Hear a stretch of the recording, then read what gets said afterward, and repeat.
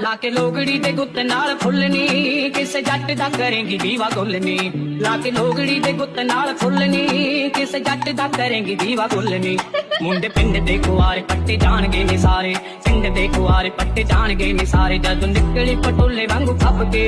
ਜਦੋਂ ਨਿਕਲੀ ਪਟੋਲੇ ਵਾਂਗੂ ਫੱਬ ਕੇ ਨੀ ਜੱਟ ਨੂੰ ਦੇ ਆਉਂਦਾ ਮਾਰਦਾ ਜਦੋਂ ਹੱਸੀ ਨੀ ਤੂੰ ਕੱਪੀ ਅੱਖ ਦੱਬ ਕੇ ਨੀ ਜੱਟ ਨੂੰ ਦੇ ਆਉਂਦਾ ਮਾਰਦਾ